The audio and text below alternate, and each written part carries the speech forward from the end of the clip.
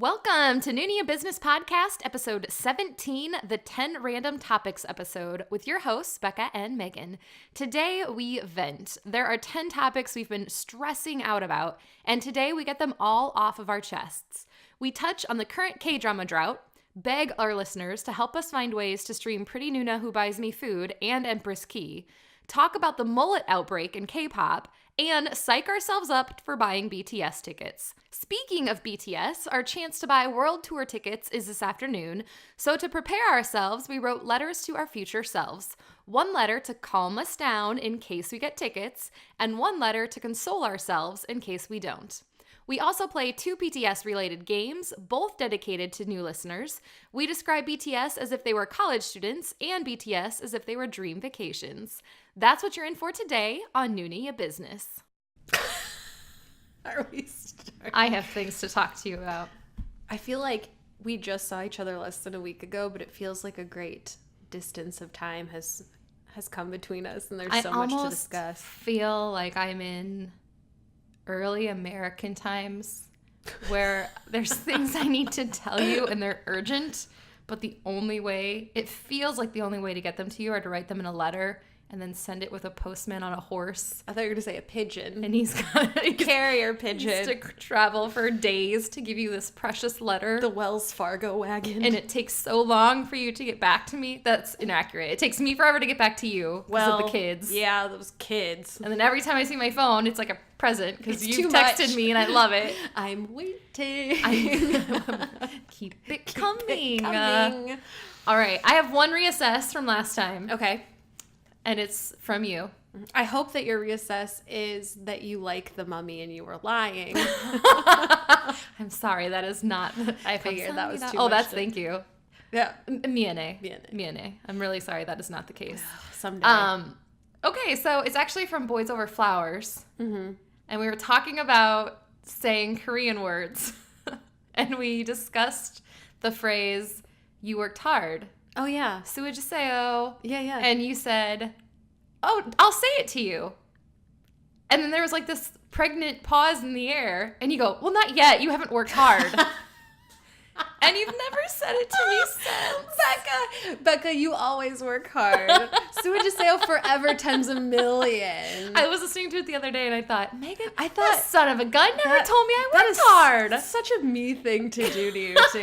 Just like make you work for it and wait for it until you finally have to ask for it. I'm the worst. Oh, I thought you were going to tell me I've just been saying it completely wrong for 5 years. Oh, no. I just take your word for it that that's how you say it. Yeah. So for all I know, we're saying it incorrectly. incorrectly. We've been saying it like that for a long time. Suwajuseyo, Becca. Thank you. And I mean that forever. You're always working hard. Thank you. My Let's Reassess is from that episode also. Oh. I went back and watched the saxophone scene. And I think I said that it was like a true sax solo, which it is. There is a backing track. Oh. Also, I just want to say, I forgot to mention the best part, which is he goes to a woman. It's unclear if they've ever met. Okay. And she just picks the saxophone up from behind a stage. I was going to tell you that. I was going to say, I also rewatched it. And I remember he walked up to the stage and there's just a woman standing there. Yeah. And she, like, from behind a counter, just picks up a saxophone and hands it. What kind of club has a backup saxophone just hanging out? I can only guess that this was the inspiration for Duke Silver on Parks and Recreation. Because that's what it felt like. It was like people just wait all week for this rando to show up and play the saxophone. The fact that you just compared Boys Over Flowers with Parks and Recreation and Ron Swanson. Yeah. Who's probably one of my favorite characters of all time. Yes. My mind is blown. Because you're so right. The dude pottery guy from Boys Over Flowers is the original Duke Silver. I hope you like breakfast food. Oh, he's got to. It would totally ruin it for me if you didn't like breakfast food. He totally does. It's like Ron Swanson likes to build things with wood. This guy makes stuff with clay. They're both very creative. I'm guessing they both bury their gold outside a cabin in the woods. They're both woods. like Casanovas.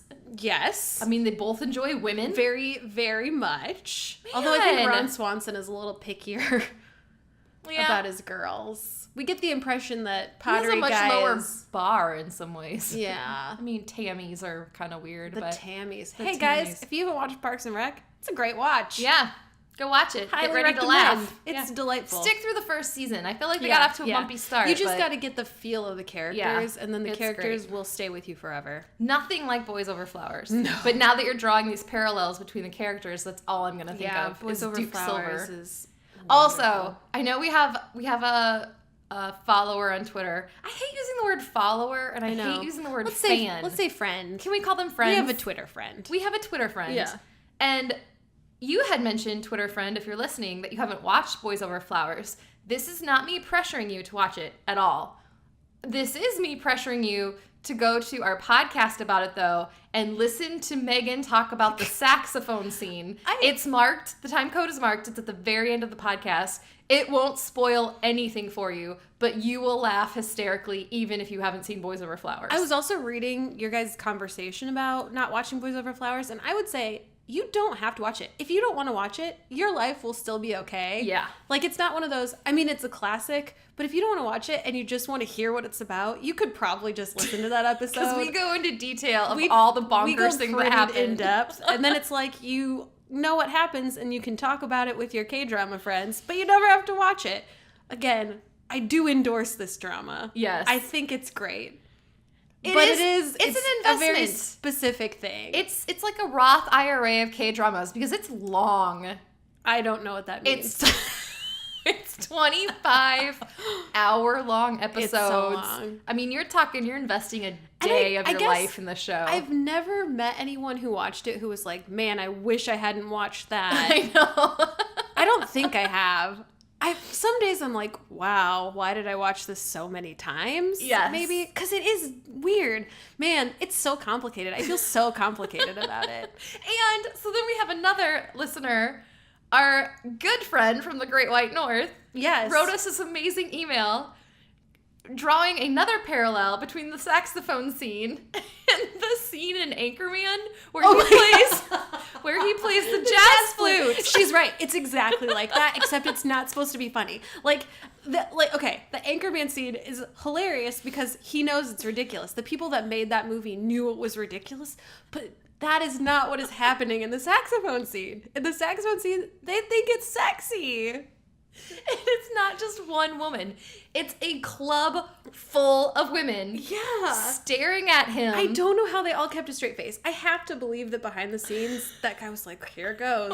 I don't know what's going to happen, but we're just going to try it. And the director's like, pretend it's Just something do it. sexy. It's in the script. Just do it. Yeah. Pretend like you're drinking a beer or something. Yeah. Just put it up to your lips and just pretend it's gold. And maybe it's because of the Anchorman scene, which is such a kind of classic scene for I don't know, our generation. Is that a weird thing to say? No. I feel like it was a big movie when we were young In adults. college. Yeah. Yeah. So maybe that's the problem for me, and I can't take it seriously because just like you, I think of that stinking flute scene, and that's just what it feels like. And I'm like, my brain doesn't know what to do because it thinks this should be funny, but it's not. No one's laughing, and so I feel awkward. So I actually edited your commentary about the saxophone scene over the saxophone scene. And I uploaded it to Twitter, but the video was too long. I haven't seen it. And Twitter wouldn't accept the video. So I think what I'm going to do is post it to our YouTube page. Okay. So if you search for Noona Ya Business on YouTube, you should be able to find it. I will go upload it, as long as it's not like a copyright infringement, which I don't think it is, because I slowed the video way down, and it's just a portion. But the thing is, it's like 4 solid minutes I gotta of this say, guy. it is even longer than I remembered too. And I thought that I'd come to a place where I could laugh about it and enjoy it. No, it is still like wonderfully terrible. Yeah, we could go on about the saxophone scene forever. My favorite thing that you said about it, though, in that podcast was, what a horrible thing to do to a group of people in an enclosed space. Can you imagine, though? Can you imagine you're, like, dancing with your friends, having a few drinks, and all of a sudden, everything goes quiet. Arguably, very handsome man takes the stage and then plays the sax, and you have to listen. It's not like you can dance to it. I just kept thinking, like, what if these women played a cover charge? Like, what if you paid money to get into this club? Furious. Anyway, Yeah. I didn't mean to bring up the saxophone scene again, but great. I did want to say he does have a backing track, I which love makes it so much. like mildly more tolerable, I guess. But then who has a backing track for a saxophone solo? Just ready to There's go. So many I'm telling you, this guy must. questions. It's so bizarre. Never in the rest of the show is there before or after is there any mention that this guy is proficient with the saxophone. That's the other thing that's so weird.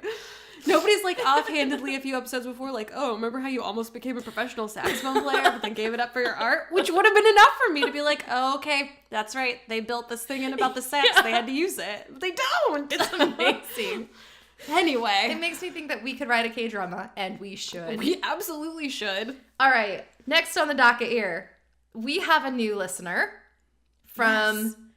I'm guessing, this is just me randomly guessing, somewhere in Europe. Okay. Because she mentioned that she is going to university. Okay. Which is what they call it in is fancy what they places call it like Europe. In more educated places in America when we're like, hey, I'm going to college. Going to old you. So I'm guessing she's from Europe. But she mentioned that she's kind of lonely. She moved to a new town to go to this university and hasn't made a lot of friends yet. And we have been there, my friend. I mean, we've all been there. So my heart goes out for you, and I'm wishing you the best. I know you'll meet friends. Oh, you yeah, seem like a be great. super friendly, amazing human being. Super funny. So just, yeah, I think you'll be fine. But just for you, In the meantime, Megan and I thought that, I don't know if you're a BTS fan, I'm hoping you are. We thought we would do a game real quick of if BTS members were college students. this was difficult for me. Was it? Kind of. See, it was pretty easy for me, but I kind of have been thinking about it all day. It was maybe difficult because I'm struggling to say this. I've read so many college BTS fan fictions that they do paint a very specific picture about the characters. Are you keeping this PG, Megan? These are all clean. Okay. Becca, come on. What do you take me for? We'll talk about the non-PG I after. would never read something like that. Anyway, Well, I'm excited I had about to think this. a little harder. I actually, maybe it was because I was an RA in college, and the first year I had an all-senior floor, and the second year I Were had... you a freshman and you had all seniors? No, I was a junior. Oh, I see. And I was the RA. Oh, yeah, why of would an they make a all-senior freshman floor. an RA? Yeah. Boy. And then when I was a senior, I was an RA to an all-freshman floor. Aw. So I feel like I got a really good variety of people that lived nearby me. And I feel like this is important that we say who we were as college Yes, students, too. yes. Because, of course, you were an RA. of course I was an RA. I was financially responsible, and it was my way of paying for my room and board. And helping other people. And I helping helped- other people I and loved taking being care an of RA. people and taking care of their stuff. Yep. I didn't have any fun. Yeah. That was me as a college student. So now you I worked a part-time job, took a full class load, went home, watched TV, went to bed, did not drink, wasted my time. Got mediocre grades while trying very hard. So that was me as a college We always student. say that we're glad we didn't meet each other in college because all we would have done is watch K-dramas and we would have accomplished nothing. It would have been so much more fun, though. Yeah, we would have had a much better time. I wish I'd had K-dramas in college. God, My life would be so different if I had found this world. if you are listening and you go to college and you have K-dramas in your life, how do you do it? Oh, seriously. I would never do anything. I just feel like it's opened my eyes to a new romantic world of possibilities that, of course, won't ever happen, but that make life so much more fun living. I love it.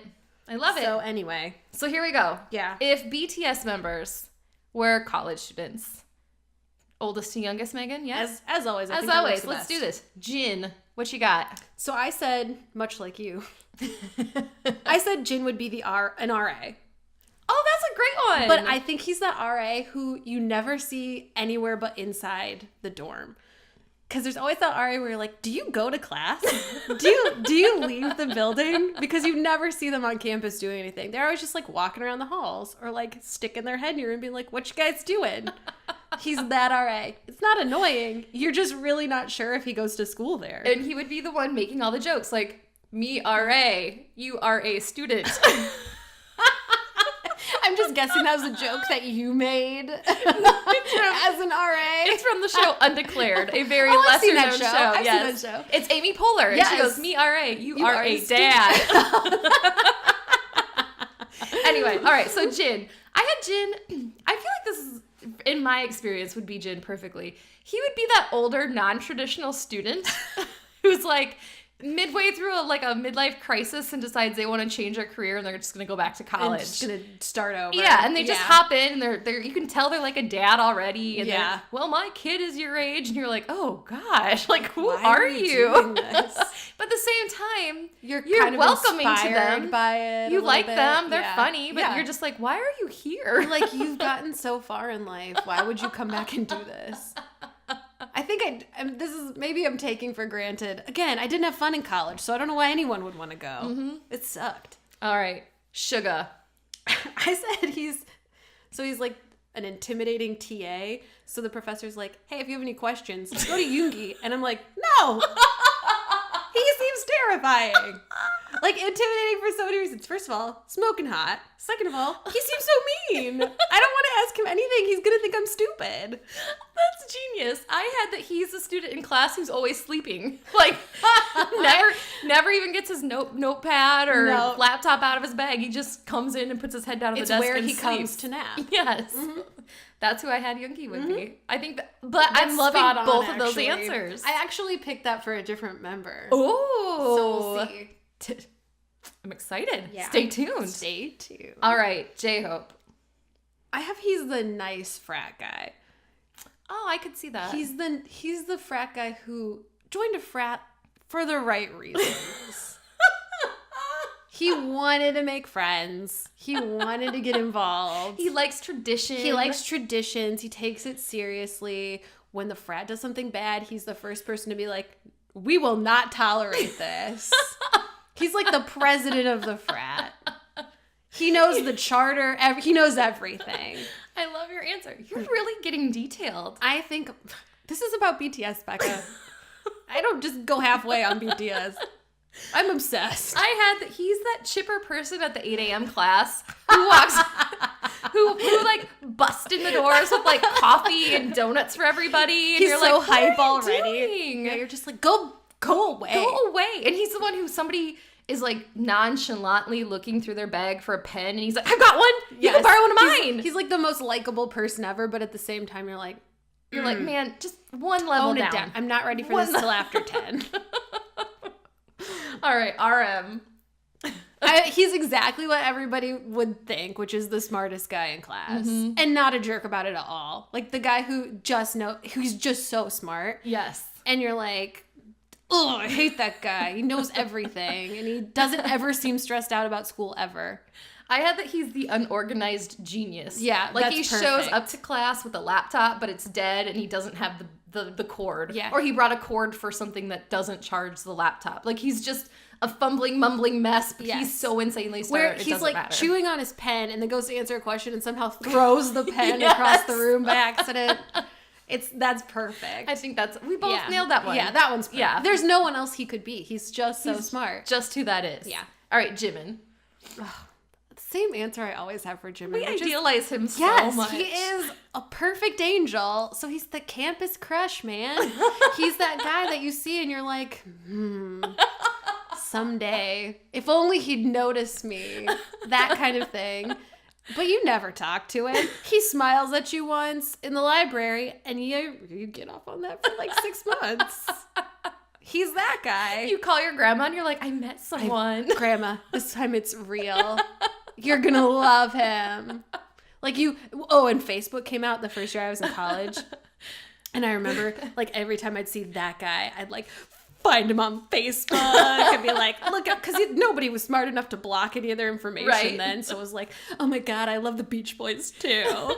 Like, we're perfect for each other. We have the exact same answer. Of course we do. The cute, quiet guy in class who's so handsome that you don't want to approach him. Yeah. But he's so quiet that you like never speak to him either. That's the perfect detail that I feel like I forgot, which is that he's super unassuming. Yes. It's that guy. It's that guy who's in like 2 of your classes. He has no idea that every woman in the room is obsessed with him. Has told their grandmothers about him. It's just willing to do about anything for him. Yes. And so he just sits there totally unassuming and just goes kind about of his minds business. his own business, being beautiful and quiet. Oh man. Just like you and me, Becca. Just like you. Beautiful and quiet. All right, V.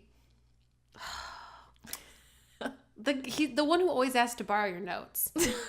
Even though he was in class, he's like, hey, I missed the last half of what just happened. Can I use your notes? And there's like a 65% chance you'll get them back. But you do it because he's delightful. And so you you're know, like, okay, fine. You know he was distracted by like a Yes. pretty bird outside He the saw a window. butterfly. I have, which seems appropriate.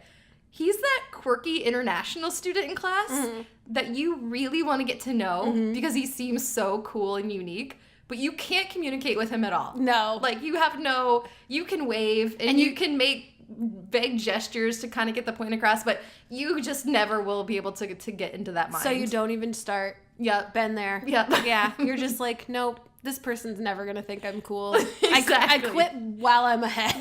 You go into it hoping, I really want this person to like me, but there's no way to. And then you just go back to your stupid old regular friends who aren't interesting at all. Yep. That's me to me. Story of our lives. All right, Jungkook, I feel like we're gonna have the same answer here.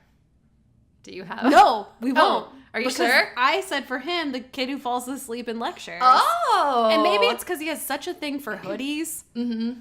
But all I can picture is that kid in a hoodie who you don't even really know there's a body under there. Right. It's just like a hoodie on top of a stack of books in a coat, like with stuff surrounding it. And you're like, I think that's a person. It appears to be breathing. And then the class ends, the professor dismisses you, and he kind of sits up like, where am I? Like, he probably wasn't even in the class. He just stayed there after the last class and just slept through it. I feel like he's that kid. And it's probably a science class. I have that he's the school jock.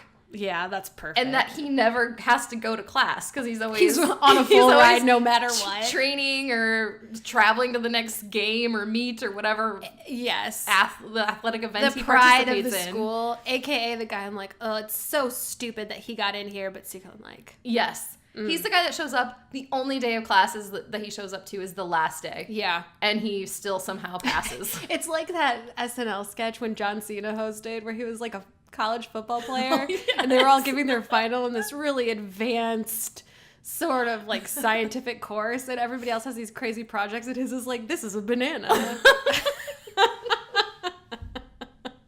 It's full circle because he's full a circle. BTS fan. John Cena, we see you, buddy. Come to Noona Ya Business. Seriously. Yeah, let's interview you. John Cena. It would be great. He's great. All right, so today we're going to do something unique. We promise Boys Over Flowers 2 is coming. We just felt like we're exhausted this week. There's so much happening. It's been busy. This podcast will probably come out on Monday, which is the day for us that BTS tickets go on sale. And we've been stressed about it. So we've been really stressed because we've got a lot of people going. Yes. And we were trying to figure out, are we all sitting separately? Who's going to buy tickets for who? How are do we going, make sure we even get in the doors? Yeah, are we going one night? Are we going to try to go both nights? Who's flying in from where? Where are we staying? Yeah. We're exhausted. Which is like, these are great problems to have because it's so fun that we have so many people close to us who actively want to go to this concert.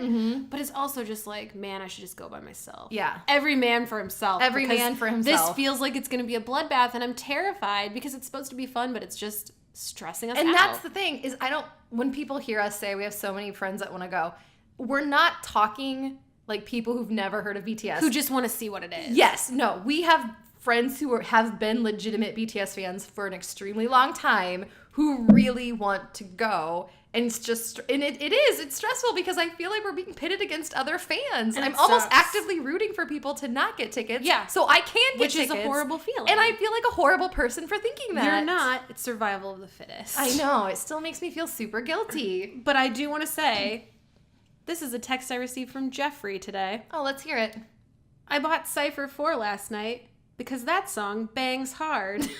How has it gotten by me for so long? So, Jeff is all in, and wants to go to this concert. I love it when songs bang hard. Yes. He's not wrong. He's been reading a lot of fanfic. He's also been reading much dirtier than the ones I read. Mine are all clean. So, back to the point. Sorry, Boys yeah. Over Flowers 2 is coming. Yes. We promise. We just need more energy. We need more energy. We didn't feel like we could do it Because justice if you tonight. thought the first half was bonkers, Monkey hasn't even shown up yet, and she's a whole thing in herself. God, I love Monkey and Boys Over Monkey. Flowers.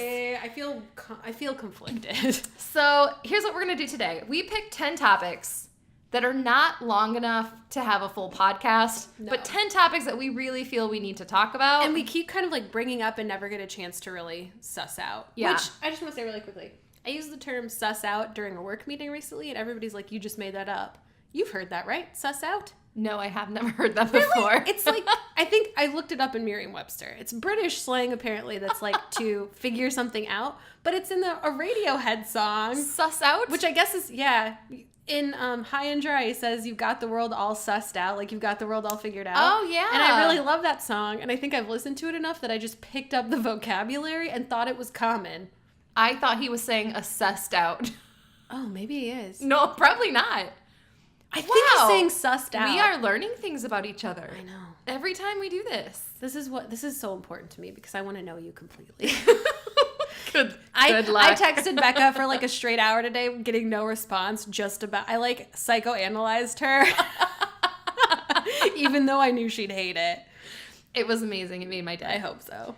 So the first thing that we want to talk about today, 10 and quick topics. These are totally random. Yeah, these are all Yes. over the place. It's just stuff we've been meaning to talk about. And if you agree, disagree, have your own thoughts, please let us know. Yeah, or if you have tips for us, because some of these we could use tips on. We could really use tips on as K-pop and K-drama fans. So number one, this is where we could really use some help. Yes. Please let us know and if you have it's any been bothering advice. me for literally months now. We're going to talk about shows that we cannot seem to watch. We cannot find them anywhere. I feel like this rarely happened a year ago, or 2 years ago, or 5 years ago when we started. Yes. Somehow it felt like one of the streaming channels here was able to license basically every big show. Yes. So what the heck is going on?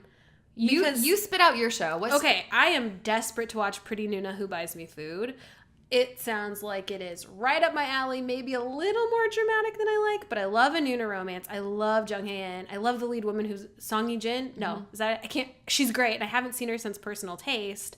So, and like I've seen all these articles on Soompi and other sites talking about their amazing chemistry and how great the show is and how everybody loves it. And it's like, I'm going crazy because I want to watch it so badly and I can't find it anywhere. I can't even really find clips on YouTube. So if anybody knows how Megan or I can stream Pretty Noona Who Buys Me Food, or like even help if you us could out. just tell us why it's not, is it just a licensing thing? Or people just not licensing it? I don't get it and it's driving me bonkers. Yeah. Along those same lines, ever since Suspicious Partner or Love and Trouble came out, This is Becca's white whale. I cannot find. So I got into this big Ji Chang-wook kick again, where I was like, As one does. I think I watched Love and Trouble A million 17 times through. Yeah. Then I went back and watched Healer, and I was starting to slowly go through his entire, like, whatever section of work. Canon. And I cannot find Empress Ki. Guys, this is important because there's like 60 episodes of Ji Chang-wook that I need to catch up on. Again, from what I've read, that seems like it was a super popular drama. How is that not streaming I anywhere? don't know. Again, this has to be licensing stuff. I've looked on YouTube, Hulu, Netflix, Viki, Drama Fever. I went to Amazon and was going to purchase it, but it's like $150 because there's 60 episodes and I cannot bring myself to buy that because I have BTS tickets to pay for. Yeah. We got to have priorities. If we don't find that show for you in a year, I'm starting to GoFundMe to buy you the DVDs. And then everybody who contributes, we just start sending it to you when I'm done watching it. As soon as she's done, everybody can borrow it. It's going to be like the Sisterhood of the Traveling Empress Ki DVDs. We should start our own Netflix for K-dramas. Yes. That would be amazing. All right. Well, I guess those are the shows that we can't watch, and that's really been bothering Megan and myself. Yeah. All right. Second topic of the night, speaking of shows. Guys, is it just us, or is there a huge drought? It's bad. Of K-dramas right now. It's bad. So, I can't find anything that I want to watch. My mom is watching two that she loves. Okay. My Ajushi, she loves. Oh, my mister, yes. Yeah, she loves that one. Is that with IU and Chef? Yes. Mm-hmm. And then she loves Switch. Ooh. Neither of those are my kind of drama. Okay. At all. I am trying to watch The King of Dramas. Mm-hmm. My problem is I keep falling asleep, and there's a lot that happens in the first few episodes, And I know Siwon is in the show, And he has who I genuinely want to see because he's very young in the show. He's not even in it yet. And I'm like on the 3rd episode. So I'm really struggling to get through it. I think once he shows up, I'll be fine. Yeah. But I have to put it on so late at night and I'm exhausted. I just can't seem to get into the show And quite Becca yet. is not a quitter. I'm not a quitter. She will continue trying to I'm watch gonna the show keep trying until to she watch gets through it. It just might take a little bit of time. Yeah. Yeah, I don't know. I've just not been interested. There are a few that I think are coming out soon, but like other than that, I flipped through the recently added and I'm just so not interested. I went back and I started Fight My Way because I know people love that one and I haven't watched it yet. So I'm like 2 episodes into that one. I really need a good recommendation. So if anybody, basically what happens when there's a drought for me, I just go back to shows that I love. But I'm starting to get to the point now where I feel like this drought, it's like the global warming of K-dramas. It's just happened for so long that I'm kind of used up all the shows that I loved so much. So now I just don't know what that to was do. a super deep metaphor. It was like perfectly done. So if you have any advice, 1, on shows that we should be watching, 2, what to do when you're in a drought. Thank goodness BTS is pumping out stuff honestly, on YouTube. All I do is go back and watch YouTube videos. That's all I can do. do. But even, and who am I? Because we're getting constant BTS content. Like, do you remember when we liked American bands and it would be like 5 years between new albums? Yes. And we never said anything about it. And now it's like 2 months and I haven't gotten a song cover from Jungkook. And I'm like, do you even work anymore? So we have literally like, what, on the 18th? I can't do math. What's 18 minus 2? It's 16 No, days. 5. What day is it? It's the 4th. 13 days or something like that until we get a full new album. And I'm like, keep it coming. I can't wait anymore. I'm starting to lose my mind. But last night, Becca and I were texting nonstop for a couple hours and I was just watching dance practice videos, a loop of dance practice videos. So that it's something. Yeah. There's not a plot. I can't. I need something. I need some romance in You my need something life. bingeable too. And I need something full of drama. Yeah. So recommendations would my be appreciated. mom loves My Mister. I'm gonna have It's to dig really into it. dramatic. Ooh, you're right up you're speaking my Really language. dramatic. All right, so upcoming shows, our third topic of the night. Yes. What you got? What are you looking forward to? There are 2 that I'm looking forward 'Kay. to. One is The Undateables with Nam Goong Min. Yes. And Jungkook. Why can I never think of her name? Which girl? From what? She was pretty. Jung. Oh, Guna. I always remember. forget Anyway. her name, and she's lovely she's and a beautiful superstar and perfect. Yes. And then the other one is not until July. Okay, so during this drought, I discovered the Let's Eat series, oh yeah. which A, super fun. B, the lead character Gu Dae-young is potentially the perfect man. I am so in love with this character. Megan is obsessed. He is wonderful. And so I watched the first one. It was good. Watched the second one. It was phenomenal. It ended. And like 2 episodes from me ending it, I see on the news they're coming out with a 3rd season, which is great news to me because I love this guy. That's like a unicorn. This never happens. K-dramas never have a second season. I know. It's unreal. And I get why they're doing it because it's a very easy like trope to continue with because all they do is just keep that character and this idea of constantly eating with these 3-minute montages of food, which is probably why I like it. But I'm super excited. So it's like I've got that on the horizon, which makes me happy because I know I'm going to like that. For you. I'm super excited. I am happy that you have something to look forward to. But don't you have one? Do you have any? I have nothing. I have nothing I'm looking forward The to. Undateables. The Undateables. You'll like that. You're right. I am looking forward to because I love that actress. I think she's great. She's wonderful. But Nam Goong Min is my mom's fave. really, She loves him. I think he was in that Director Kim, or I can't remember what it was called, where he was like an office. It was an office comedy drama. Yeah. She loved it. He won her over in that, I think. I need guys recommendations, please. Bring them on. And let us know if there's anything good coming up in the next few months because we need stuff to look forward to. All right, on to important things now. Okay. Let's do a K-pop update. K-pop corner. K-pop corner. All right, what are you listening to? You got anything that you're just really on repeat besides BTS? Let's hang BTS up for 1 second. Seriously, a year ago, 2 years ago, I would have some new song all the time. I'm so obsessed with BTS. That's it. That's it for you. Yeah, I'm Crush released a new song, which is really good, and I really like Crush. So that one's good.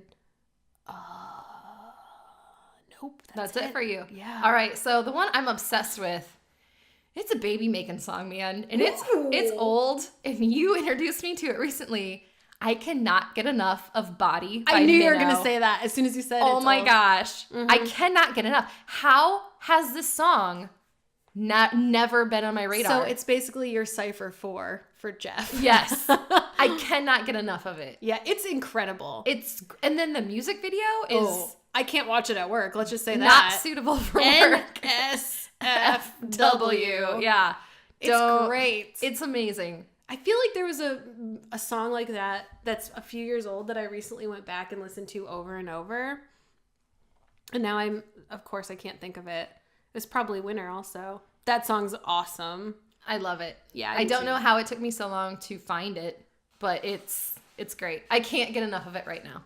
I'm so glad. It's pretty much on loop. It's like BTS and then Body by Minnow. Yeah. I feel like every now and then I go through these rotations where I do just go through every Winter song ever and want to listen to it. Oh, that one and Baby Baby and Sentimental, I could listen to those three in a loop.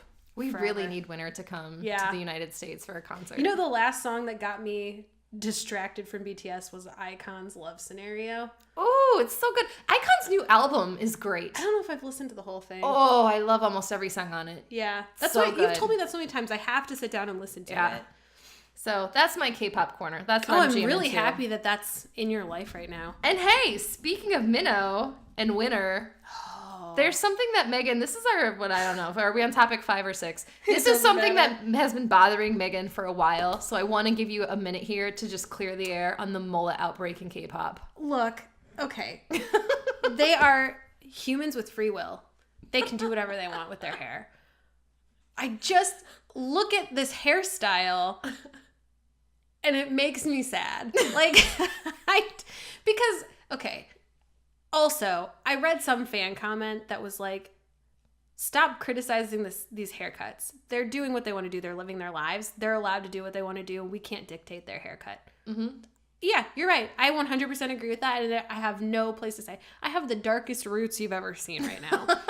My hair is a mess. I look like a trash can. But it's one of those things where every now and then we circle through these fashion things, and I'm like, I don't know why, though. I don't know why we like that. I feel like in the 80s we did this, so it's very Lost Boys, vampires under a bridge thing, and I didn't like it then. Like, Kiefer Sutherland couldn't pull it off. Jason Patrick couldn't pull it off. Why do you kids think you can? Is there a specific person in K-pop that's rocking the mullet that really bothers you? Or The it's thing just is, the like, outbreak I in don't general? even think they look bad in them. Like, okay, so V has kind of this hairstyle right now, and it looks good on him. I mean, he wears it well. I just feel like it's not for me. It's not for me. Mm-hmm. Also, mullets have a very specific connotation in the US. Yes. And it doesn't make any sense. I feel like I'm just biased against mullets because you think like, certain kind of person has a mullet. Yeah. And they should have retired in the 80s. Yes.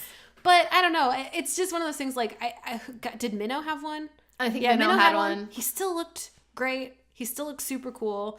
JB had one from GOT7. You know how much I love him. And I just wanted to be like, don't. Again, he still looks so handsome and he's pulling it off. It's just not for me. I don't like it. And the more I look at them, I feel like Dean had one. They look cool. I get it. It's cool. They look cool. They look like cool, famous musicians. For some reason, I'm just like, oh, what decade is this? I don't know why it stresses me out so much or why I'm so fixated on it. And all the fans who online are like, shut up about the mullets. It's their lives. Yeah, I know. But guess what? They're also not listening to me. They don't care what I think. So I'm just going to say what I think, which is lose the mullet. Do whatever you want. Long hair? Great. Man bun? All right. If Short you feel hair? like it, love it. Just not long and short hair. Just like pick one. Yes. It looks unfinished. It looks like that time when you were getting your hair cut. Your hair didn't look like this, but it's like this happened to them. They were halfway through the haircut and somebody was like, your kid has pink eye. Oh, yeah, that's right. And you're like, I gotta leave this haircut. That's right. That just happened to me. But they did finish Becca's haircut. It looked phenomenal. Yeah, it was quick. It's not though. a mullet. I was literally mid-cut, and I get a phone call from the preschool. You have to come get your daughter. She has pink eye. And I was like, I guess I'm just leaving like this. It feels like the stylists were like, all right, let's just give you a quick trim. And then somebody's like, dude, we've got a world tour right now. And they're like, well, I can't stay and finish this haircut. I gotta go. And the stylist was like, you're in luck. This is a hairstyle from the 80s. It just so happens you look cool. It's the 80s thing. It's like, I thought we were done with it. We're not. Everything comes back around fashion-wise. Clearly, it's not for me. How do you feel about it? It doesn't bother you? I'm going to be honest. I didn't really notice it. I noticed V's, and I thought, well, that's weird. That's kind of a mullet. And then I didn't even notice it again. Like, I don't know why. I think, especially with BTS, I'm so busy looking at Jimin and Yoongi that I don't really, like, V's, Irene's, I don't even acknowledge that he exists. But, and then when you pointed it out about Minnow, I was like, oh, yeah, that's a mullet. I also think it's just, like, a fashion-y thing in general where we're having a moment where everything is so high fashion in K-pop, and I'm kind of exhausted by it. Yeah. Usually I like it too. I don't know. I just kind of want the snapback and tracksuit back. You know what the mullet is to me? The mullet is the pimple of hairstyles. And it's like you're looking at your best friend, and you see they have a giant pimple, like a giant whitehead on their chin, and you just think, that's really unfortunate, but I'm not going to mention it to you. I thought you were going to say, please let me pop that for you. For you, I would say that. Friend are you? For you, I would say that. Yeah. But to just my other friends, I would just be like, it's kinder for me to just not acknowledge that is there. Well, and I also had this thought that, like, sorry, we're talking way too much about the mullet. I also had this thought of, like, they're just, like, they're given these haircuts. They don't really have any say in how they look. And so to me, it's like, oh, can you imagine? They're like, this is your look now. And you're like, I have to carry this look on my shoulders. And it's a huge literally. look. Literally. Yes, it's a huge look to have to deal with. But then V said that no, he just liked it and wanted it. And again, he could pull anything off. He's V. He looks great. Mm-hmm. But like, to be given the haircut seems like kind of a crappy thing to do to a person. Right. So cut on the cut. Cut on the mullet. Yeah. Cut on the mullet cut. These are the thoughts that I have. This is exactly what we needed. We needed an hour to just get these things go. off our chest. Yes. It's therapeutic, and now we can walk away knowing we've said our piece. Becca, I'm ready to let go. BTS reference. I'll never let go, Jack. I'll never let go. All right, so now that we're talking about the Mullet outbreak in K-pop, let's do a real quick burn the stage update. Megan, So, you watched episode 7? Yeah, I did. I feel like I forget everything about it because there's one thing that is sticking with me about these, and it is I'm super concerned about Jimin. Amen. We've talked about this. Yes. And I think he is a very healthy person. Yes. It's not like that. It's just, go ahead. Okay, my concern is I feel like Jimin and I are alike in many ways. So alike. Which is why I am so drawn to him. Yes. They're seriously so alike. But he, in every appearance, every video, every dance practice, he's this happy-go-lucky, super talented, super caring member of this group. He always brings it. He always Whatever brings he it. needs, 1,000%. brings it. He's got the cute eye goo going. He's sexy when he needs to be. But then, and when you watch him in Burn the Stage, I am seeing a completely different side of him. Yeah. And all I'm thinking is, oh my God, I'm so much like Jimin. Because he, like, hates himself. He's so hard on himself. And for those of us who aren't like you guys, I guess, and are easy on ourselves in a lot of ways, it's so strange to see someone who is so clearly, to me, talented and confident and attractive and interesting and smart and great and loved by everyone around him, to see someone like that who appears to have everything be so hard on themselves and so down on the things that they do. It's baffling. I can't comprehend it to the point of worry where it's like, what do we do to make Jimin realize that he is perfect the way he is? Yes. / I say Jimin, we mean Becca. I don't know if we've mentioned this, but so my cousin got me like obsessed with the Myers-Briggs personality test. I don't know if I believe it at all. I just think it's fascinating. And so I happened to see the BTS personality types, and Becca and I both took the quiz, and Becca and Jimin are the same personality type, and V and I are the same personality type. And it makes sense. Which makes perfect sense in a lot of ways. Yeah. If you ever really need to picture Megan or myself, Megan is very seriously V. Yeah. And I am very seriously Jimin. It's like Becca is the person who, when things are bad, you go to her immediately and she just comforts you and makes you feel like everything's going to be okay. But then also is just like, nothing's going to be okay on the inside. But she'd never say it out loud. She like knows the truth. But she's going to make you feel like that's not the truth. And Megan is the type who is like, I can rock this mullet. Yeah. Wears the coolest clothes I've ever seen. I do what I want. I don't care if always looks carefree and childlike. Wants to save all the animals. Yeah.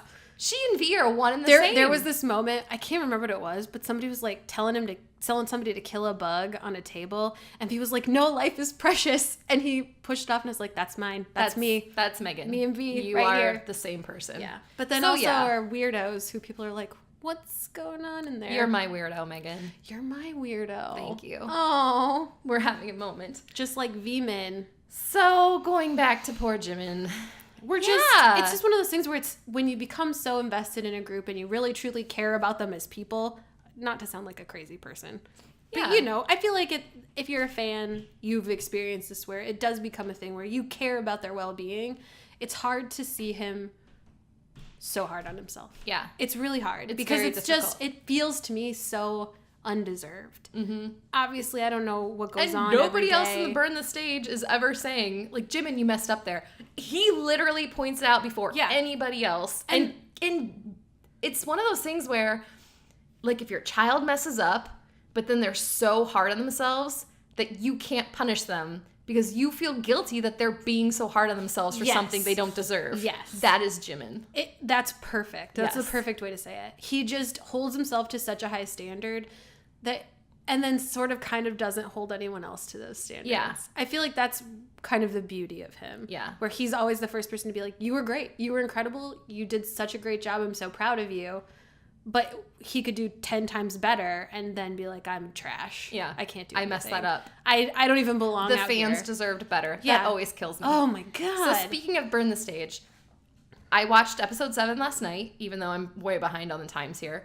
And my husband was sitting on the couch and he was kind of watching it too.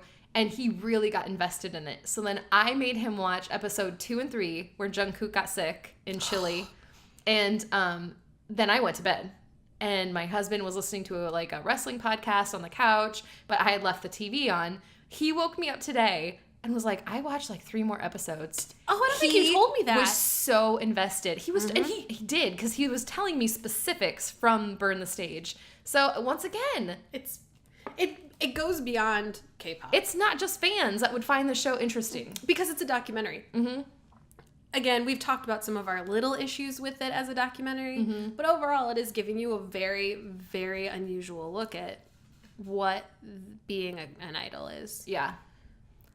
I love it. And I even think that it's beyond being an idol because BTS is kind of different than other idols. Mm-hmm. They're at their best level, so it's interesting. Yeah. Yeah, for sure. All right, so we have 4 more topics real quick. Are you ready to dive in? Yes. All right, let's talk about the disconnect here. When you're a K-pop fan. I can't remember what. You were speaking more, we were kind of joking about JYP and this crazy news article that accused him of being in a cult. So I woke up and I always check Instagram while I'm making my coffee. And I see this post from JYP of JYP Entertainment that's very long with a screenshot of something I don't really even know. And I tried to translate it on the app, and of course I could kind of pick up what was going on, but I had to go and find more information.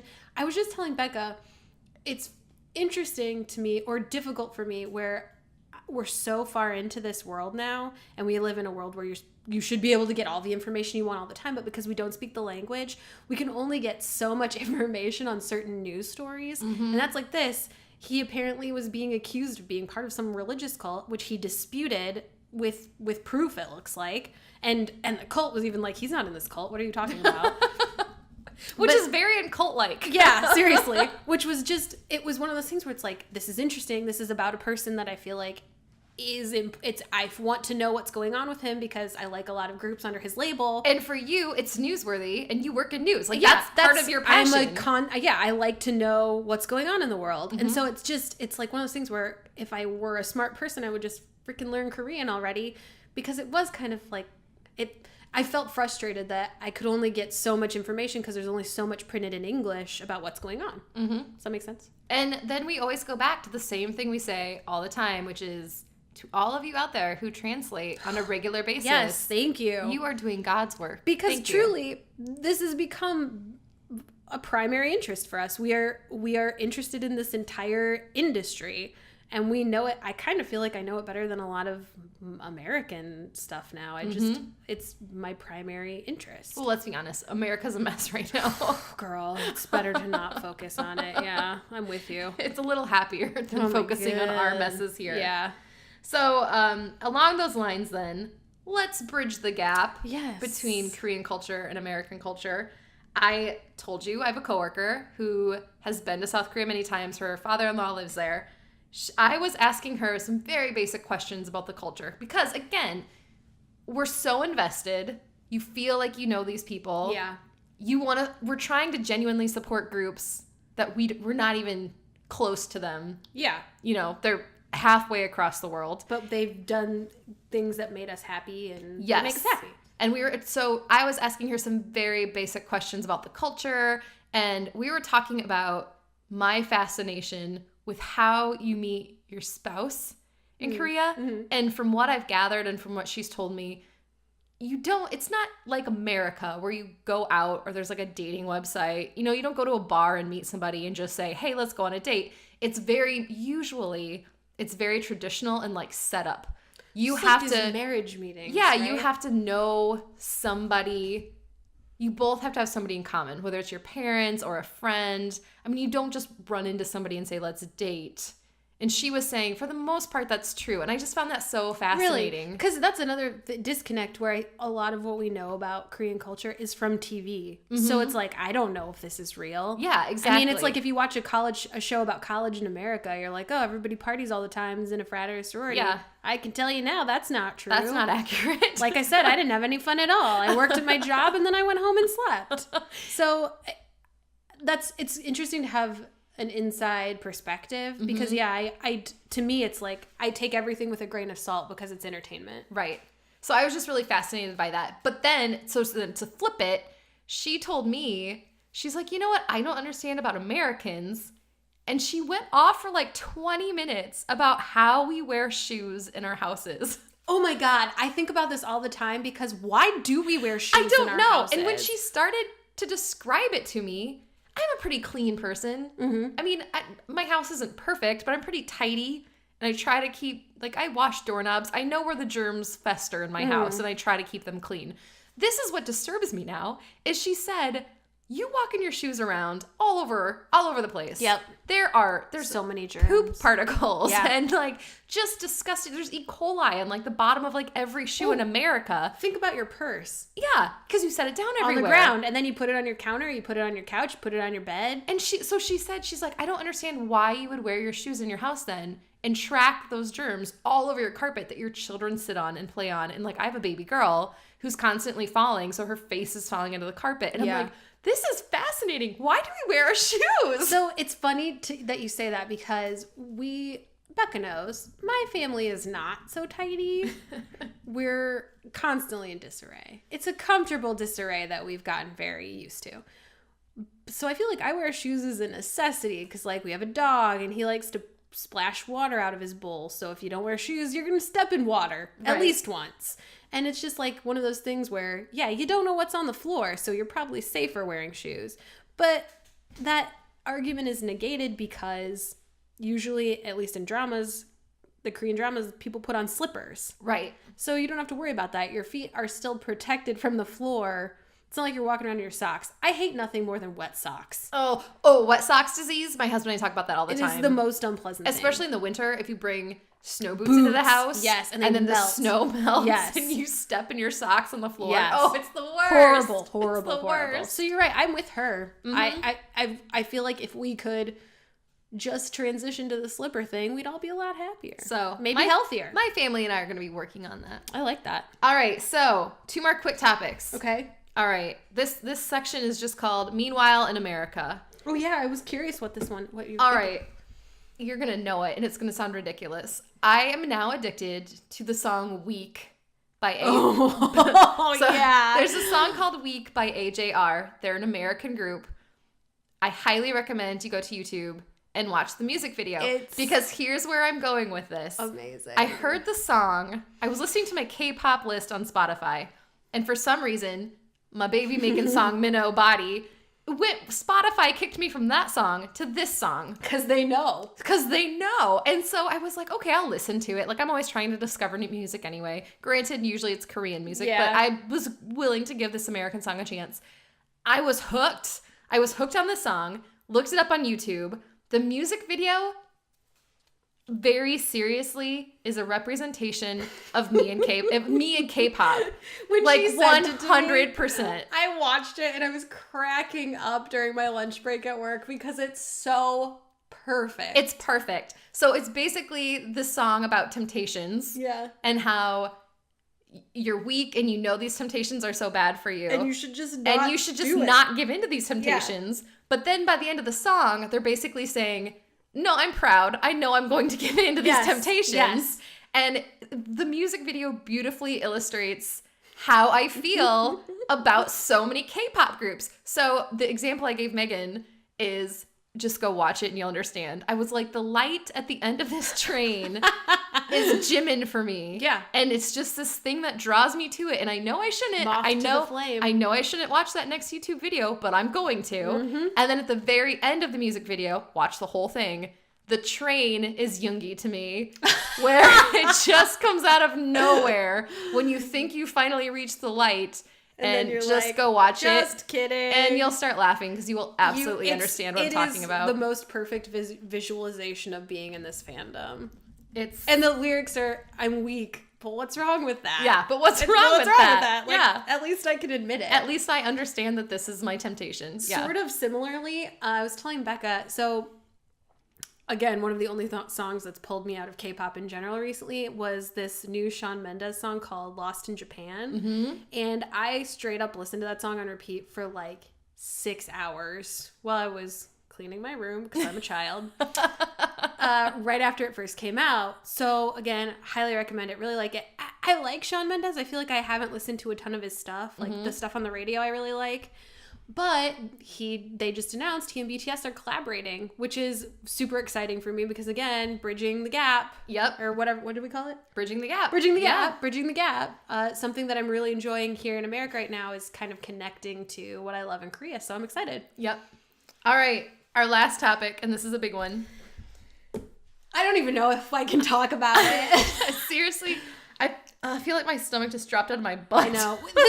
Okay, when was the last time you felt like this? Honestly. For me, the topic we're going to talk about is buying BTS tickets. Yes. Because like we said, this podcast will probably post on Monday. And that is the day for us when the Chicago tickets go on sale. Some of you lucky people you get the option tomorrow. Tomorrow is Saturday. Yeah. Saturday morning, half of the American shows go on sale. I don't know why they divided it up. I'm kind of thankful they did because I feel like I can get a feel for how fast the tickets are going to go. Do you think it like crashed the server? Like if they thought this will crash the server? Also, in the most recent Burn the Stage, they said 14 seconds. 14 the Japanese concerts. Oh, good, because there was 40,000 people going to that concert. Yep. And there's only 20 going to the United Center. So fewer venues though for a whole country. Yeah.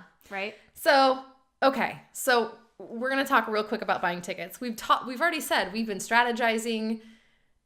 Yeah. We have overthought this to the point of obsession. Yeah. To the point of it's like probably stress us out more. I very seriously have a game, like a map, a written down map. It looks like a football play. I can't wait to see it because It's like, this person's going to buy this ticket for this night. This person's going to try to get ticket for this night. These people are probably going to sit together. If somebody gets really good tickets, we'll draw straws or meet halfway through the concert or switch tickets. Yeah, like, exactly. We're all about sharing. So, and that's the beauty too, is we can't go wrong. If we can get into this building for one of these concerts, we will be happy people. Yeah, we'll be extremely happy. Plus, we really hope we can meet everybody. A few people who listen to our podcast have said they're hoping to get tickets.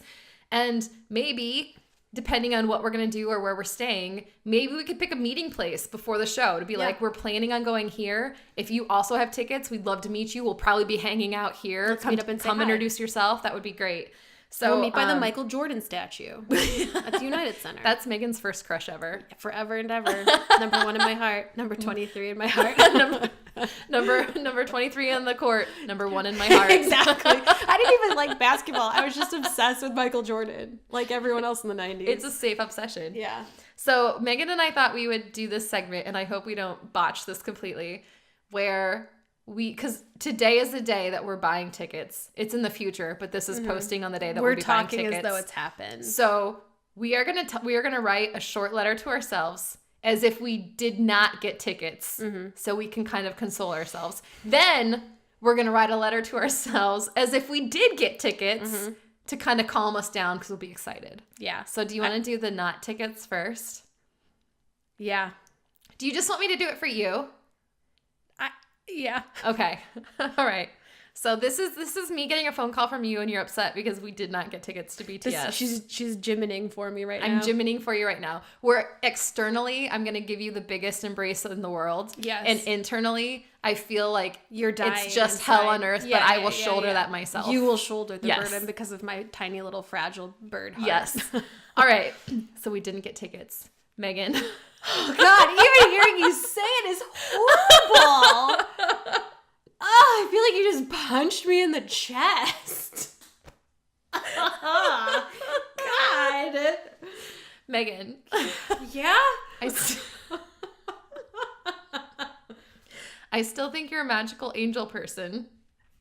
We will get through this together. Oh my God.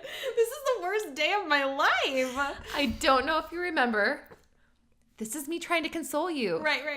When we got Big Bang tickets, and it was not close enough for me. I moved heaven and earth. She's not wrong. To find you front row seats. You did. I'm telling you now, I will move heaven and earth again to get you into that concert. And meanwhile, she's killing herself on the inside. You're killing me right now because now I'm not sad about not getting into the concert. I'm sad about everything you're going through. You don't have to go through this alone, Becca. This is great because if we really don't get tickets, this will make me laugh and cry at the same time. So, you know what?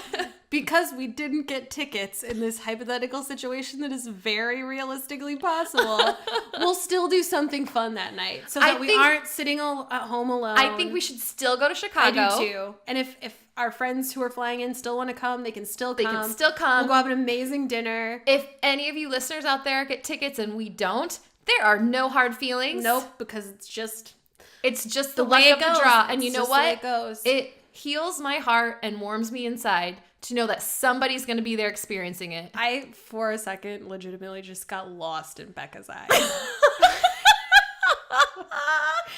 They're like very blue, and she was so passionate just now. I was just like, oh, where am I? I'm not even trying to like suck up to people. I'm being so genuine. She is. She's not kidding. Just knowing that right now, somebody somewhere is talking to BTS and getting to enjoy that experience warms my heart. Yes. Sometimes when I have a bad day, I think about stuff like that. That's the beauty of BTS and a lot of groups. Again, this is maybe the beauty of K-pop. But I had the thought the other day, and I texted Becca, just knowing J-Hope exists makes me a happier person. Yes. I am a happier, better person because I can think like, that's a real person in the world living. You know what I even thought about the other day? This is not even BTS related. I was thinking about how Taeyang just got married. Aww. And I thought, how beautiful is it that he worked so hard when he was younger, had an amazingly successful career, is brought now so much happiness to people. So many people, got to experience everything, made a great living doing it, met the love of his life, got to get married, is in doing his military service. Like, just the thought that he dealt with all that pressure, not in an American way of doing drugs or alcohol or using women. You know what I mean? Like, he dealt with it in such a healthy way that he's having a productive life outside of that career. Makes me so happy. He is, at least from appearances, living his best life, and that's wonderful. And it's great. It's great to know that is an experience that somebody on this earth is having. Man, I feel like you just went to fan nirvana. Like, you were able to reach the level of fandom where you're genuinely just happy for them. You don't expect anything legitimately from happy this for relationship. You just are like, I am glad this person is okay. Yeah. That's beautiful. It warms my heart. We should all be so lucky. All right, so that's my sincere letter to you. I don't know if I can do the other one if we don't get tickets. That's beautiful. All right, so let's reverse it. Let's pretend now. Not pretend. It's like the secret. It's gonna happen. It's gonna be really hard not to curse in this. So Megan, can I curse? And I call you and I say, Megan, we got tickets to BTS, and I'm gonna be like, beep. This is all because of you, you beautiful beep. I beeping love you. You amazing beeping beep beep. We're gonna have the best time of our lives. This is gonna be better than any other beeping experience we've ever beeped. I can't wait to go through this with you because you are my person and I love you so much. Beep, Becca. Beep. Also, your beep looks great in those pants. Yeah, beep. Beep, yes. That is the best happy letter ever. And then, because I'm an ENFJ, right, I have to talk myself down a little bit from this happiness. So I will say to myself, if we get tickets, Becca. No, before you do that, let me say, no, Becca, you couldn't have done more. You couldn't have done a better job. This is perfect. This is the best experience it could ever be. It's because of you, because you are a wonderful person with a beautiful heart. You did everything right. You did nothing wrong. Stop telling yourself you did something wrong. Megan's my little cheerleader tonight. Yeah, forever. I take this position seriously. So I will say, Becca, you beep. And then I'll say, there are so many beeping fans that are disappointed today because they did not get a ticket. Yeah. And then I will feel guilty that I got a ticket. So I'm talking myself down a little where I can be like, it's okay to be happy that you got a ticket, but don't rub it in other people's faces. Yes. Let's all be respectful. Especially because we had this conversation where part of what's interesting about coming into this life at our age is we're in a position we weren't when we were teenagers. Yes. To experience some of this stuff. Because when I was a teenager, I had no money. Right. I had no transportation. Right. I had no free time. And if you needed to get to a concert, a parent would have to go with you. And the farthest one away, I mean, Chicago was doable, but pretty hard. Yeah. So we are in a really unique position to be like, we have jobs and we can make some money and we have savings accounts and we are responsible adults and we can do this on our own. So it does kind of hurt my heart when I think of all the younger fans who, I don't know, I think being a fan when you're a teenager is the best feeling in the world. Yeah. The stuff that you love when you're a teenager. You don't know how sad life is yet. Exactly. The stuff you love when you're a teenager is a huge part of you. Yes. And so honestly, if there are any teenagers listening, thank you for putting up with us, first of all. But also, enjoy this, and I hope you know how lucky you are that your thing is BTS. Yeah. Or K-pop in general. I feel again. That makes you so unique. I'm going to get on my soapbox. If you're in high school and your friends are making fun of you because K-pop is such a huge part of your life, or, as in some people's cases here, they are too embarrassed to bring up the fact that they like K-pop, don't be mad at yourself. It's okay to be embarrassed if that's the way that you genuinely feel. But I'm telling you, you are a unique individual for not following the flow of regular high school, for finding something that makes you genuinely happy. This is your life. Live it. Enjoy it. I'm so sorry if you don't have access to BTS tickets like we do, but you are so lucky that you're experiencing something that makes you different at this young of an age. Yeah. Go with it. And you're part of a community, and I would have given anything for that when I was a teenager trying to figure out who I was and what I wanted and trying to reach out to a broader perspective. I feel like it's just a different time, and like we've said it before, we're so lucky to be alive with access to so many other cultural assets. Mm-hmm.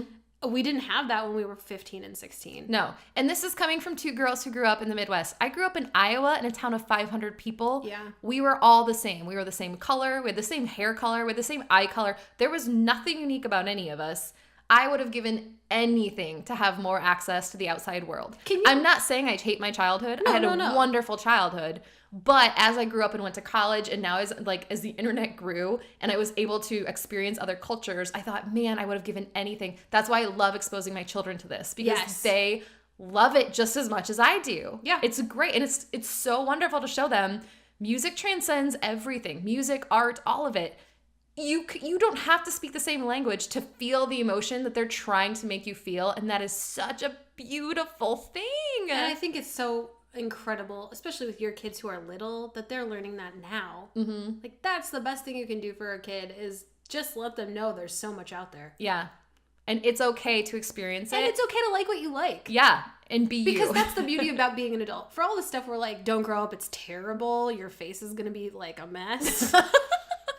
You do, at least I feel like I've reached a point where I'm like, I don't care if you think I don't care I'm weird. anymore. I don't care if you don't like what I don't like. I am much happier than I was 10 years ago because I know who I am now. Totally? No. Better? Yeah. Yeah. And I know what I like, and I'm proud of it, and I own it. Mm-hmm. So amen. Amen. We're going to high five. Double high fives. We did it. We didn't even miss a single hand there. You're my BB. You're my B. I love you. So hopefully we'll be able to report at our next podcast if we got tickets or not. But genuinely, everybody, if you're trying to get tickets, good luck. I'm wishing you the best of luck. I feel like they go on sale for the first set of American dates tomorrow, and I don't even want to go on social media because I know there are going to be sad people, and I don't want to know people are sad. I know. It really does make me sad. So, and if we don't get tickets, we will see you here again. We will be gracious losers. Yeah.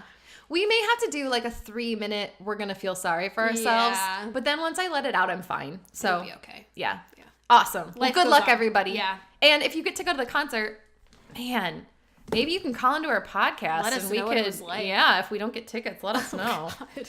All right. We have one last segment today. Do. This was a request from me. This is a request. And I'm really excited about it. The vacation thing? Yeah. What we're doing? So, first of all, I should say, Becca and I are both going on vacation this month. Oh my gosh, we are! Which is super fun. I totally forgot that we're both going. I'm actually going in 1 week from today. She is. We're going on a girls' trip. This is going to make me sound like hoity-toity rich. Are you kidding me? We are not a rich family. Oh, I just went to Germany. Oh, Megan just got back from Los Angeles. I have so much debt, it's ridiculous. I'm just one of those people who's like, I'll figure it out later. Well, the girls and my in-laws, the women of the family, are going to Disney World Except for for Mother's me, but that's Day. fine. Yes. Are going to Disney World for Mother's Day, and they originally asked if they could bring my 4-year-old with them. And I thought, yeah, sure, why not? And then one day I just woke up and I was like, why am I not going? Yeah. I have time off, clearly. Do it. I have savings. And my other daughter, who's 1, gets into Disney for free and flies for free. This is silly that I'm not going. When will it ever be this cheap to take a kid somewhere again? And the other unique thing about our family is it's going to be the great-grandmother, the grandmothers, the daughters, and the granddaughter. It's a 4-generation trip going to Disney. It's going to be incredible. This is like a once-in-a-lifetime. So we're all going to go for Mother's Day. Just the women. Wait to see the pictures. It's going to be great. I can't wait. So we're going. Also, I got t-shirts for the girls. My t-shirt says, are you guys ready for this? Kdrama Mama. Yes! Allison, my 4-year-old shirt, says Uni. Oh my God, I love it. And then my baby, Brooke, her shirt says Macne. Oh my God. I was going to get her a Macne onesie for Christmas, but then I was like, the only way I know how to do this is ask Becca to make it. So can we tell a quick story about your 4-year-old? Okay, so her 4-year-old was calling her dolls honeys? Honeys. And I was like, what is that? That's really cute. She always calls them honeys. She was saying Uni. Like, right? Isn't that what you told me? Yes. Yeah, that she like picked it up from K-dramas, and I think that's the cutest thing ever. She actually went to like kindergarten roundup last week, and it's a Catholic school. But the story is they were playing with like the nativity. They were just like, go play in the classroom. Well, she started playing with the nativity scene, and she called baby Jesus and all the animals her honeys. Oh, that's adorable. And the teacher was like, I don't know who these honeys are, but your daughter really likes her honeys. Don't worry about it. Yeah, it's you'll understand. She's like a 2000s rapper. Me and all my honeys. Isn't that like a thing that was like so. a Nelly thing or something? That just seems like something Megan, from my youth. Where are you going on vacation? So Jeff and I made kind of a split-second decision to go to Boston at the end of the month. It's gonna be For great. a quick trip, because I've probably mentioned before, it is the love affair of my life is with the city of Boston. And I want to take Jeff and I want to show him where I lived and all the stuff that I loved about the city. So we're going to have fun. It's going to be a quick trip, but we needed to get out of town. Yeah. So I'm excited for you guys. I'm excited for you. Safe travels. I wish you were coming. Oh, I wish you were coming to Disney with us. I wish I That was would have been too. fun too. So Megan suggested, which is a great idea. We're gonna end the show today doing, which I'm really excited about, if BTS were vacations. I'm not gonna lie, I was thinking about this in the shower this morning. Do not know why I thought of it, but I was like, oh, this seems like something Becca should weigh in on. I would love to give you my opinion on this. I'm excited. All right. You go first this time. All right. So top to bottom, as always. Gin. I have gin would be a trip to Bora Bora. Okay. Stop the presses. This is the first time Becca's ever been nice to Jin. I've been very nice to Jin this time. And my reasoning is this. Bora Bora, if you are not familiar with Bora Bora. I'm not. Oh my gosh, go look up photos. It is the most beautiful place I have ever seen in my entire life. And my husband and I had looked at going there on our honeymoon. It's ridiculously expensive because you get your own private, like, hut, like, I don't even know what to call it, like hutch Housing? Yeah, and it's like over the water. Oh, good Lord. So you have like your own dock leading out to your private house over the water, and part of the house has a glass floor so you can constantly see the ocean beneath you and like the fish swimming. Oh, that sounds horrifying. And then they like canoe breakfast out to your hutch every day. Stop it. It is amazing. And all I could think of, it's like gin, where it's something that seems so excessive. Yeah. Okay, this sounds more like Becca and Jin.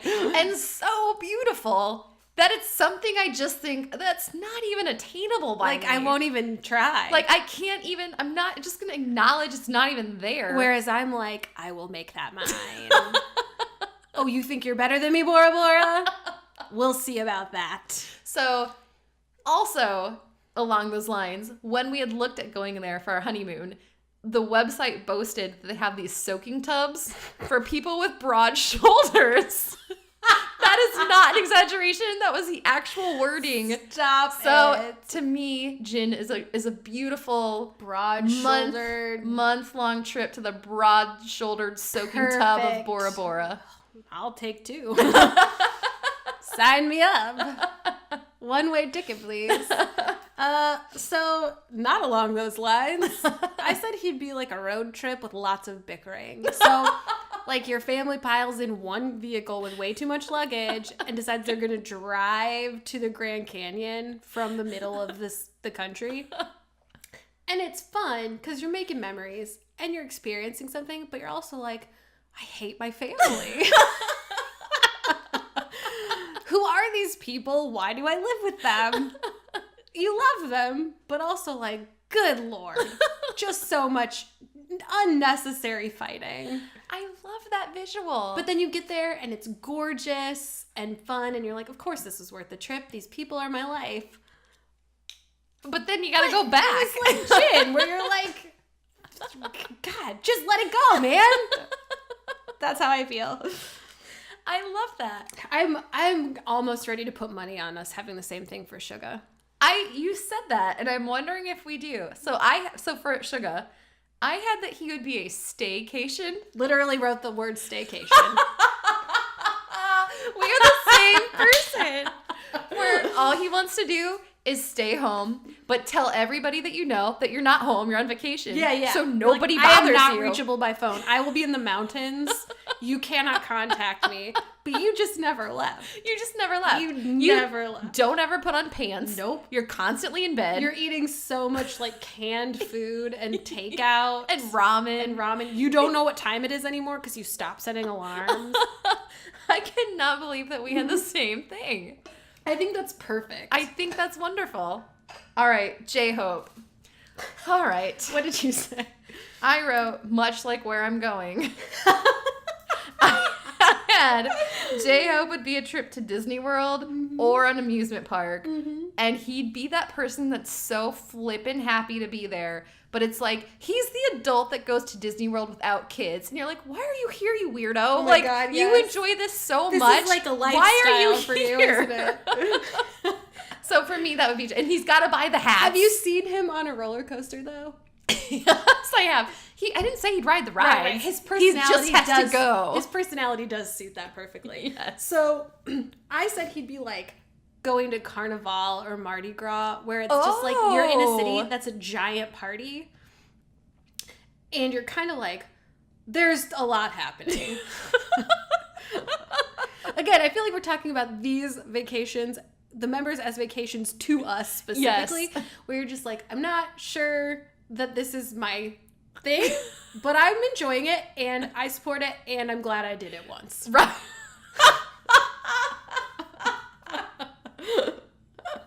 That's what So for you, it'd be like the running of the bulls. Yeah, I would never go to that because they kill the bull at the end.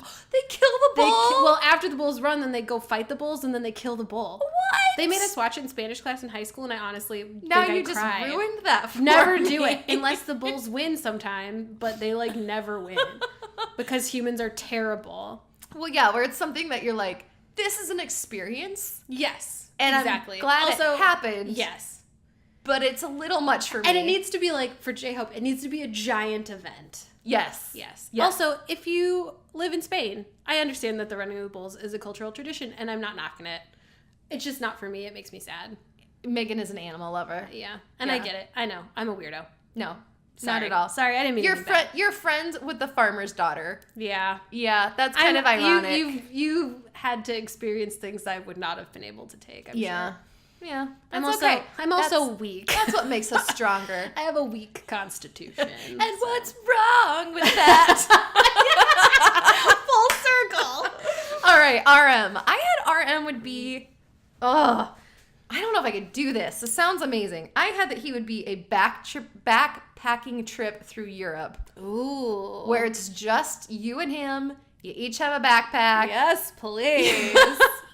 You stay at all the cheap places. You make the most of the culture. And you get like really into wherever you are. Yes. It's like the local spot. And by the time you leave a town, you know everybody there and their life story. Because RM would probably be able to learn to speak the language in like 12 hours. And that's exactly what I was going to say. He would know every language of every country you go to. So to me, that would be an RM vacation. I bet he'd be pretty fun to travel with if he could keep track of his passport. Yes. Which seems to be a We problem know is not for a him. great track record there. So I said he would be like going to a big city and going to all the museums, which Interesting. is I like love my that. favorite vacation. We do love that every time we museums. travel together. Yes. We always hit up a museum. I drag you to museums. I love it though. But I feel like that's him as like city lights, beautiful museums, restaurants late at night, talking about everything you saw. That sounds so romantic. Yeah, I really like RM. I hate to say I'm not an RM girl. Mm-hmm. I'm distracted by other members of the group. But that sounds wonderful. It's because we do love all 7 of them. Very much so. All right, Jimin. What'd you say? Because he's an ENFJ like myself, I said Jimin is a vacation wherever you want to go. He's going to go wherever you want to go. Yeah. And he's just that vacation where you're like, yeah, that sounds like fun. Like somebody else plans it out perfectly for you. So for every individual, it's a different vacation. It's your perfect vacation that somebody knows you so well that they plan every single detail out perfectly for you. I feel like my mind is being blown right now thinking about that concept. I'm lost in that idea. And he would act like he would enjoy it no matter where that is for you. Was he not, though?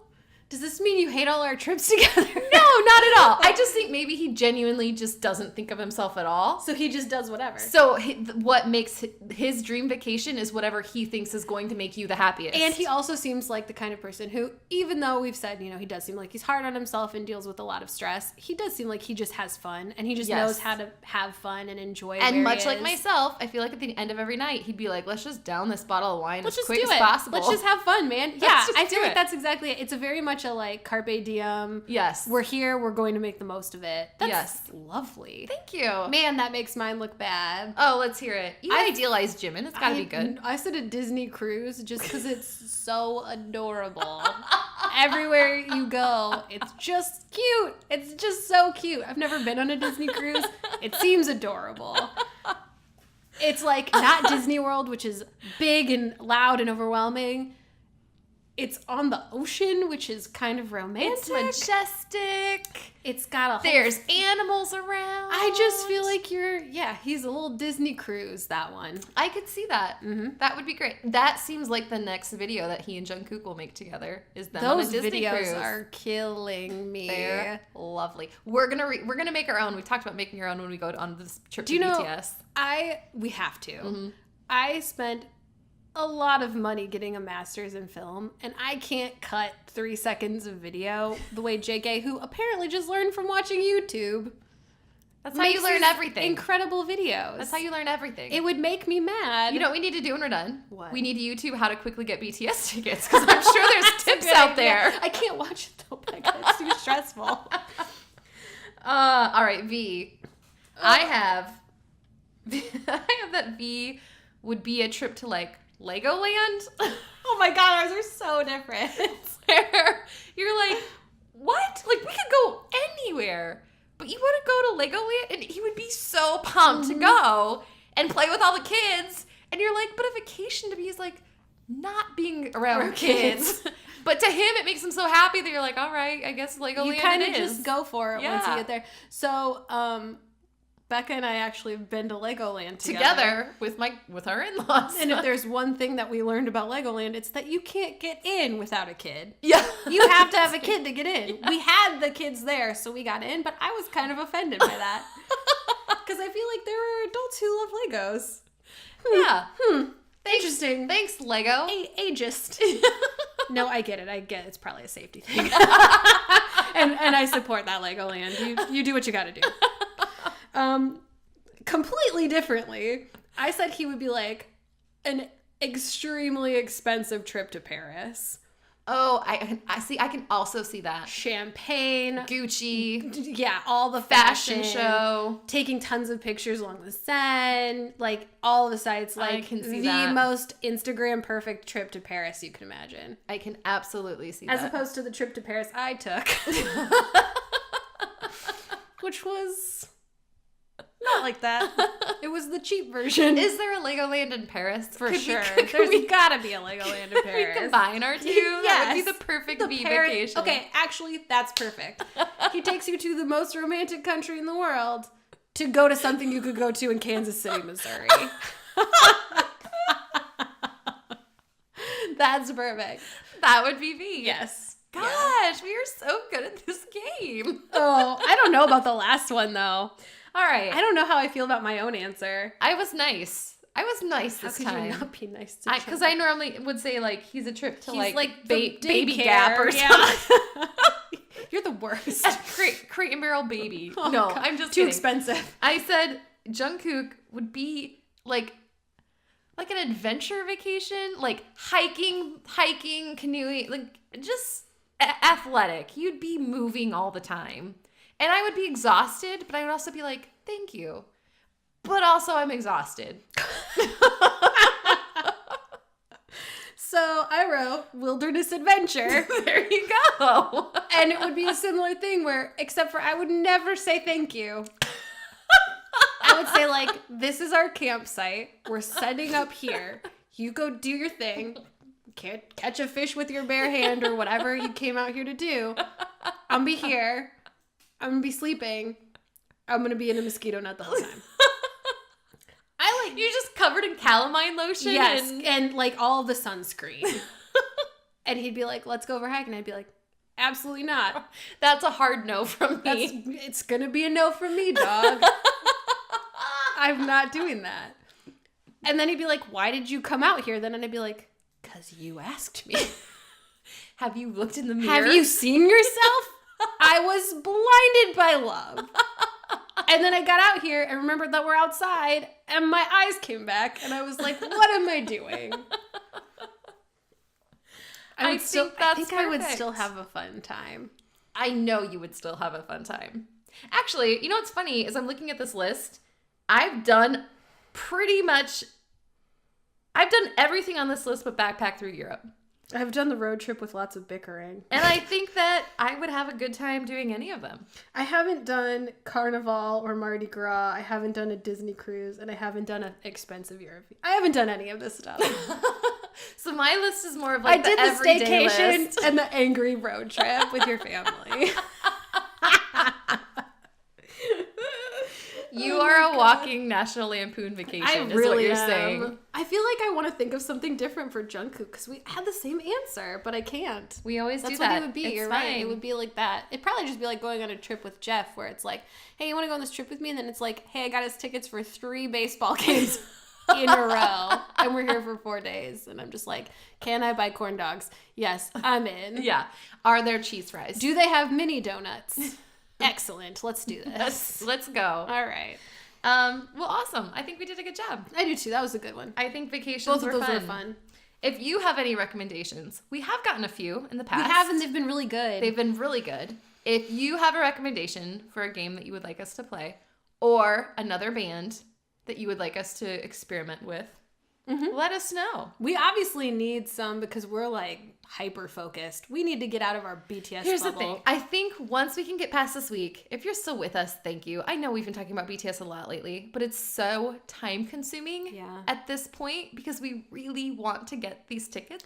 And I feel like it's, if you like BTS, then you kind of get it. Yeah. If you don't, we were you once. I feel like if you... and we were probably happier people, so feel sorry for us. If you're a K-pop fan in general, you get it. If the band that you're currently obsessed with, which my husband is making fun of me for, because he's like, you've never been this excited to get tickets with me before, because we've gone to not joking, probably hundreds of concerts together. You guys are huge concert people. We love live music.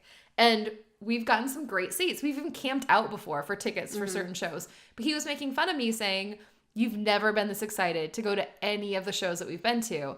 And I try to point out to him, because these people do not live here. No. It's not like Dave Matthews Band or Grateful Dead or Jason, like we've gone to Jason Mraz before, Mumford & Sons. I'm trying to think of all the other groups that we've gone to and loved. But it's not like, well, if we don't go this time, it's fine because we know they'll be back in a month, in a week, in 2 months, next year. We may never see BTS again. No. It's a very big possibility. Yes. That this is our only It's chance. kind of a one-time thing. I mean, that's probably all a fatalist thing because they're super popular and I'm sure they'll keep touring. But like, we just don't know. We just don't know that. It's like with Big Bang. We knew that was our one shot. It felt like the end. It is. Yeah. It was. That was our one opportunity to see Big Bang. At least for many years. Yes. It's funny because that you say that because Jeff was in town when we recorded our last podcast because I bought tickets to see probably one of my all-time favorite bands, this band called Rogue Wave, in our hometown, which, again, 5 years ago, if I'd found out they were coming to my hometown, I would have lost my dang mind, but I felt so much more chilled out about it. I mean, it was great. I'm so happy I got to go, but it's that same thing where now that I've experienced what it's like trying to get tickets to a band I never know if will ever come to my country again, it's insanely stressful, so you just totally take for granted all this other stuff, because you're like, it'll work out. All I have to do is buy them online, walk to I could literally could have like ridden my bike to this theater. Yep. So that's why. It's just big, yeah. So we will get off the BTS kick. We will do other bands. Give us suggestions. We obviously need help right now. But send us suggestions. That's basically what I'm saying. I just sighed really loudly into the mic, and I know from listening to our past podcasts, I sigh very loudly or like breathe very loudly. And I don't know if it's because I'm always stuffed up, but it just does not sound healthy. Sorry, guys. Are you a sigh girl? That's Greg. But I'm bumped. So that's it for today, everybody. That's and it. Again, one more time, if you're going to be attempting BTS tickets tomorrow or on the day that this airs, good luck. We really are rooting for everyone. I'm really rooting for you. I hope you get tickets. If you're a scalper, I want you to know that you're a terrible person. You're scum of the earth. Especially and you make it impossible for fans to get tickets to something as important as this. I do not like you. Again, I like everybody. I think you're probably an okay human being, but you've had terrible childhoods or something. But right now, I think you're scum of the earth. This is not a good thing to do to people who are really genuinely looking forward to this. Yes. It hurts my feelings. Don't profit off of somebody's love of something that's so genuine and pure. I think that's evil. Because we will pay. Now on to happy thoughts.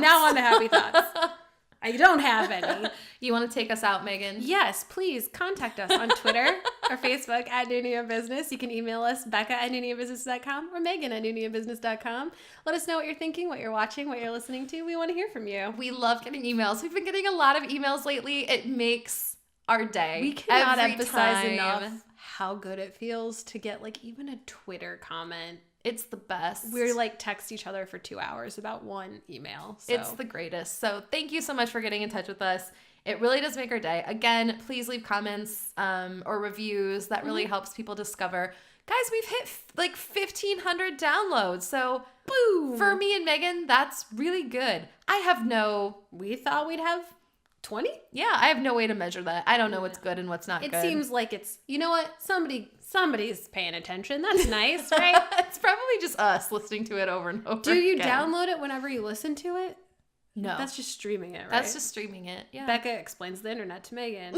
I've never downloaded any of our podcasts. Well, yay. I only stream them because I don't know how and I don't think I have enough memory on my phone. Well, and I don't really understand the logistics of it, but we appreciate it. If keep keeping on. If you're here and you're listening, that's fantastic. Mm-hmm. That's fantastic, baby. Oh, I like what you did there. Thank you. So whether this is your first episode or your 17th episode... Dang.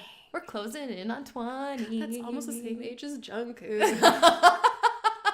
That's depressing. Keep on keeping on, and we'll talk to you all next week.